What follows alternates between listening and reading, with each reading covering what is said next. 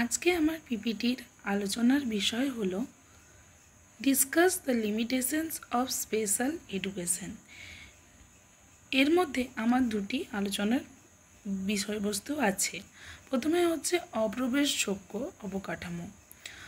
এই যে বিভিন্ন স্পেশাল এডুকেশনের ক্ষেত্রে বাধা হয়ে দাঁড়ানোর জন্য অপ্রবেশযোগ্য অবকাঠামোটা খুবই গুরুত্বপূর্ণ জিনিস।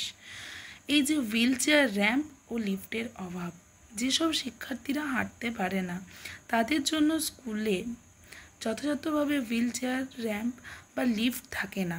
দৃষ্টি প্রতিবন্ধীদের জন্য ব্রেইল বইয়ের অভাব, এগুলো আমরা এখনকার বিদ্যালয়ে দেখতেই পাই না। শ্রবণ প্রতিবন্ধীদের জন্য সাইন ল্যাঙ্গুয়েজ ইন্টারপ্রেটারের ঘাটতি। বিভিন্ন স্কুলে এই যারা কানে শুনতে পায় না, শ্রবণ প্রতিবন্ধী, তাদের জন্য সমস্ত রকম সুযোগ সুবিধা থাকে না। এর ফলে এই সব শিক্ষার্থীরা পিছিয়ে পড়ে। বিশেষ টয়লেট ও আসন ব্যবস্থার অভাব। যেসব শিক্ষার্থীরা বসতে পারে না তাদের জন্য বিশেষ টয়লেটের ব্যবস্থা থাকে না এবং ক্লাসরুমে তাদের বসার জন্য কোনো উপযুক্ত আসন থাকে না। সহায়ক প্রযুক্তি ও ডিভাইসের সীমিত ব্যবহার এবং কোনো স্পেশাল এডুকেশনের স্কুলে সব শিক্ষার্থীদের সমানভাবে এই সহায়ক প্রযুক্তি বা ডিভাইস দেওয়া যায় না। সেগুলো থাকলেও খুব লিমিটেড পরিমাণেই থাকে। নেক্সট, সহপাঠীদের গ্রহণযোগ্যতার সমস্যা। আমরা দেখেছি যে বিশেষ চাহিদাসম্পন্ন শিক্ষার্থীকে সাধারণ যে শিক্ষার্থীরা তারা বন্ধু বলে গ্রহণ করতে অস্বীকার করে এবং তাদের একটা অন্যরকম মনোভাব বা বিরক্তিকর বা মনোভাব এবং দূরে সরিয়ে দেওয়ার একটা মনোভাব তৈরি হয়।